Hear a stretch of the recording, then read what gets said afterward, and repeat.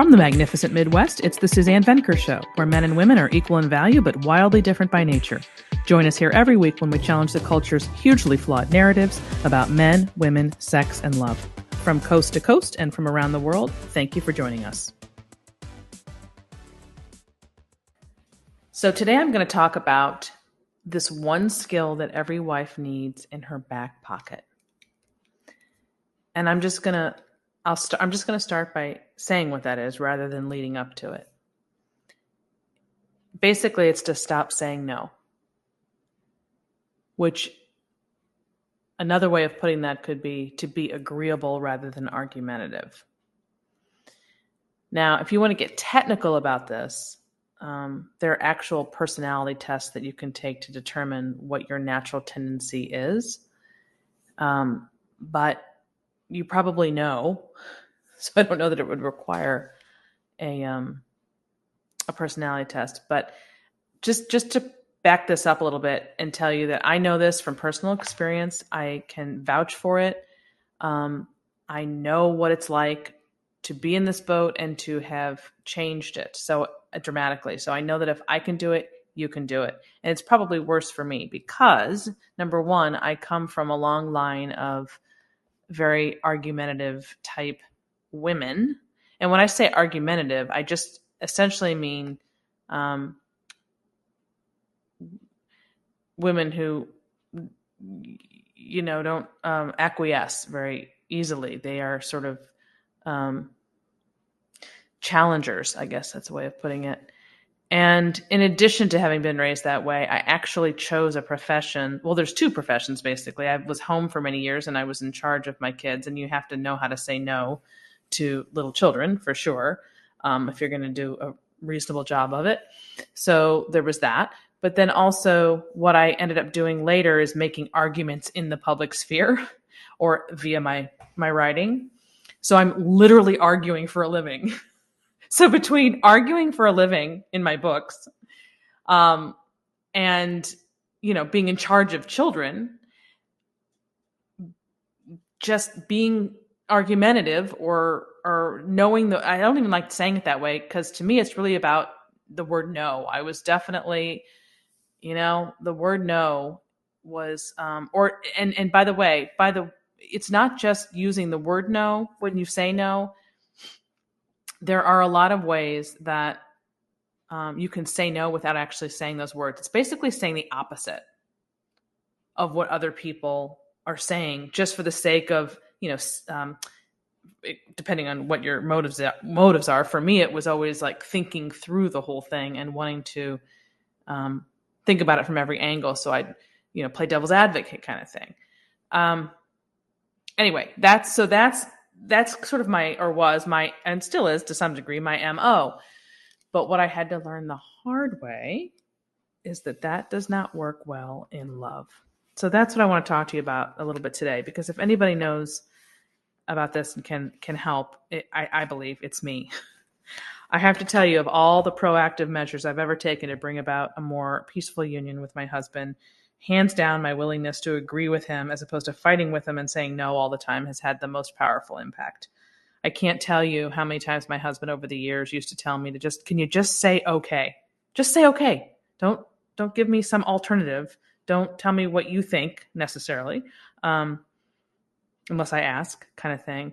And don't just say okay. That was basically all he wanted. And I would hear that for a very long time before I really understood the significance of it and then figured out kind of how to do that, because it was so not in my nature.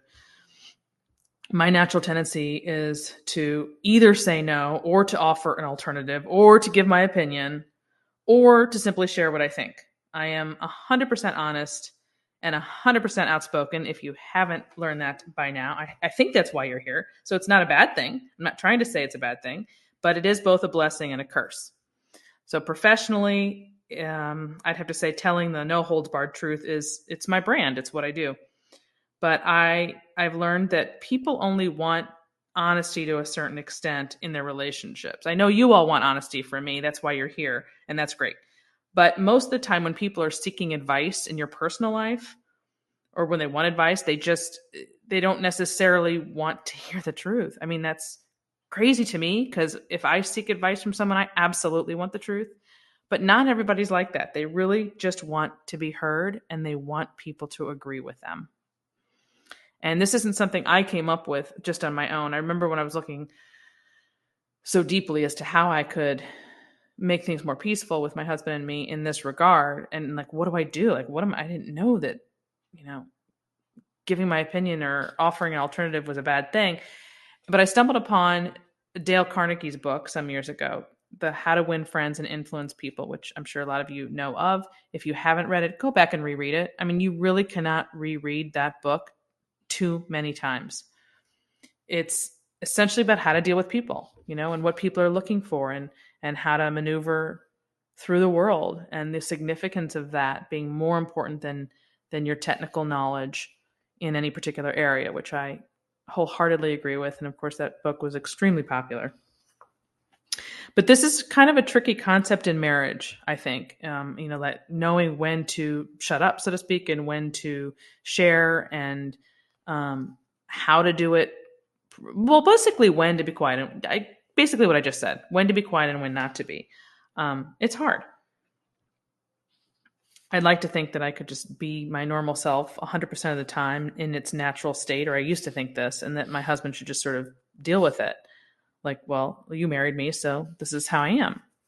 But that's just a really, really dumbass way to go through any kind of relationship, because just because somebody married you and likes your personality in general doesn't mean there aren't things that you can do better and things that need attention. Let's put it that way. So on the home front, I really had no choice but to shift gears out of, what I did during the day, whether it was taking care of my kids or later on making arguments in the public sphere, like I said, or even in my writing. I had to just stop making every exchange with my husband into a battle. And I didn't know that I was just carrying over from the day, without realizing, okay, now I'm in wife mode. So I have to pick up a different set of skills. And this is what initially led to my book, The Alpha Female's Guide to Men and Marriage, which came out in 2017. For those of you who may not know about that book, I would recommend taking a look. If any of this resonates, this is the book for you. So today, I'm very different than I used to be. I basically say okay, or that's fine, or some other version of yes. I say yes as often as I can, or okay, like he has asked, or whatever you think. I say that a lot, rather than constantly interjecting my thoughts if they differ from his. And I got to tell you, the difference between then and now is just ginormous. It's quiet where it used to be very noisy, and there's peace where there used to be conflict. And that was my goal when I was trying to figure this out. So I'm going to give you an example of what a typical conversation with my husband used to look like. Maybe you guys can relate. Him: I think we should buy more life insurance. Me: what? We pay enough insurance as it is. Him: yeah, but I'm concerned if something happens to me, you won't have enough to tide you over until you get on your feet. Me: the amount we have is fine. Him: well, I don't feel good about it. I'll feel better knowing you're taken care of. Me: I cringe just thinking back on this. I'm sick of insurance companies taking everyone's money. People rarely collect. The whole thing's a scam. That was me. That's what I mean by arguing. It's not that you're just basically sharing your opinion of the matter, right? But it comes out as a constant argument. So today, that same conversation looks like this. Him: I think we should buy more life insurance. Me: that's a great idea. Thank you for taking care of me. Now you might ask, did all those feelings that I had about life insurance go away? No, they didn't. I still have them. It's not my opinions that changed. It's my approach. And the decision was essentially, okay, I wouldn't do it this way. I wouldn't pay that extra amount or whatever. But for him, it's important. And that's his job in his mind, is to make sure I'm taken care of. And even if he ends up being, well, he's not wrong. This isn't really a right or wrong. It's about how you want to spend your money. But even if he ends up doing something differently than the way I would do it, I'd much rather have peace than fight about it. And have my way. I mean, that's really just, at the end of the day, that's what it is. So you have to fight your battles, or count your battles, decide what your battles are going to be, because there's going to be a lot of them over the decades. And you'd end up fighting all the time if you argue every single one of those rather than just give in. Here's another example. Him. Oh, this has to do with making reservations at restaurants for dinner, because I used to handle my our social calendar, I should say, a lot more, and I got tired of making those plans, and then he would do it, and this is what it would look like. Him. I made a reservation at Bar La Frere for Friday night. Me. Oh, wouldn't you rather go to Cardwell's? Okay, translation.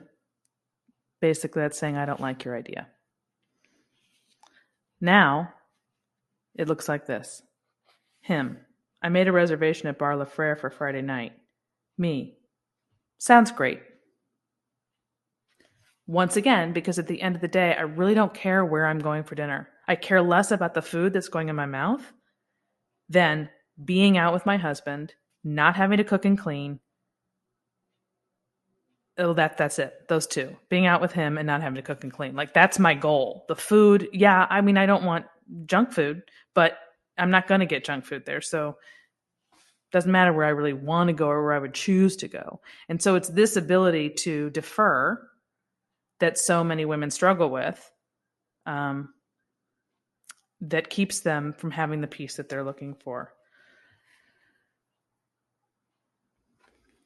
The bottom line is that the more we say yes instead of no, the more we allow the other person to be open to what we think and to what we want. So you think that, like, interjecting what you want or what you think is so important, but at the end of the day, the quieter you are and the more agreeable you are, the more he's going to be interested in what you think. Whereas if you're constantly fighting him all the time, he's going to tune you out.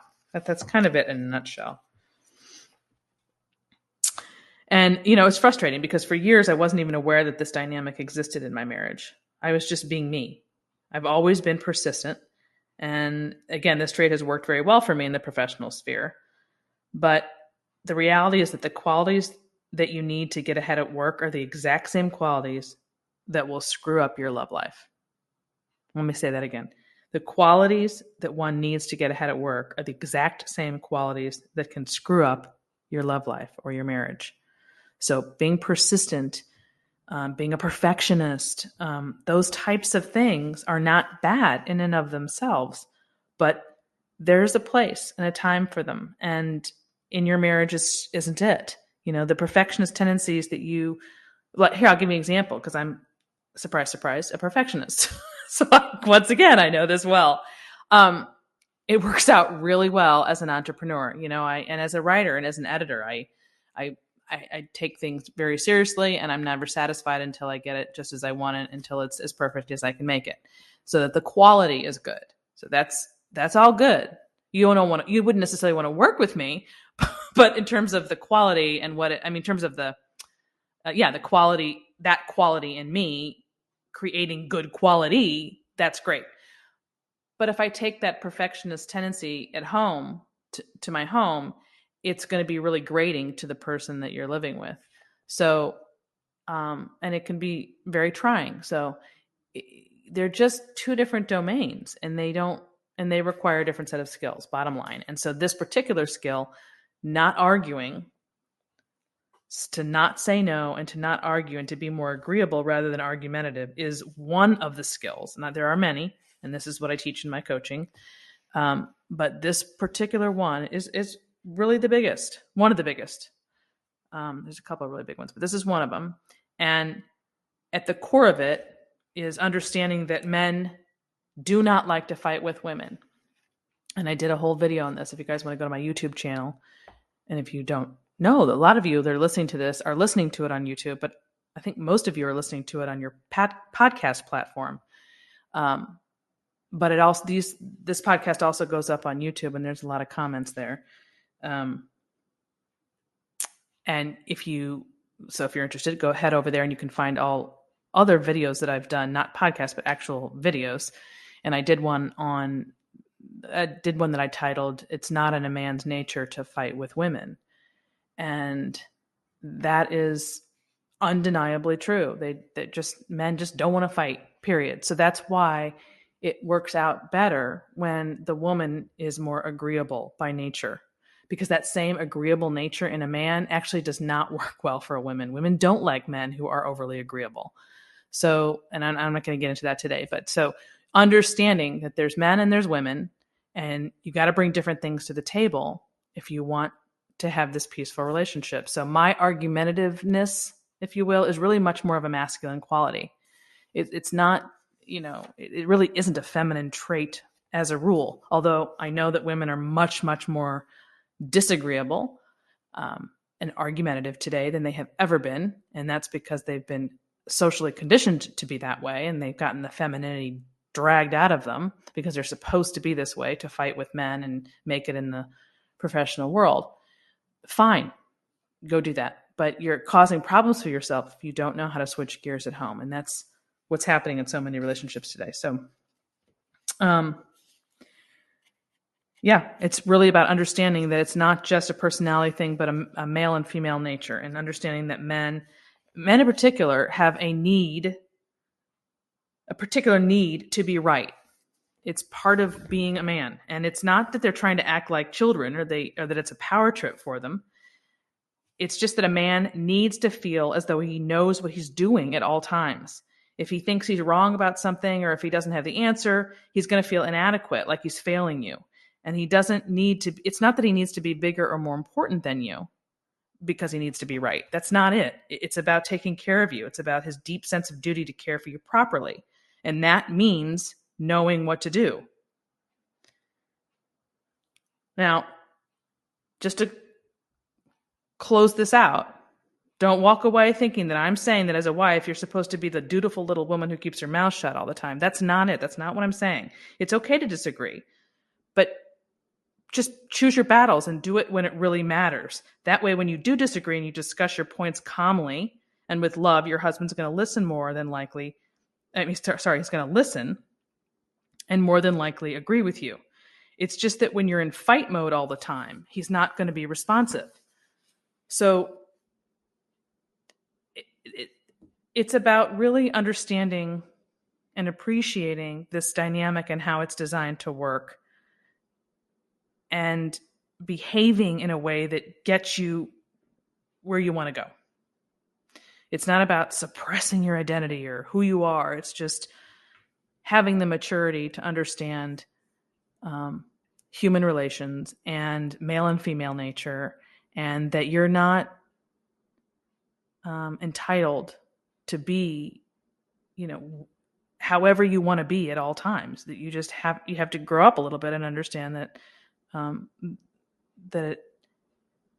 there's a nuance to this, to all relationships, but certainly with your relationship at home where it really counts.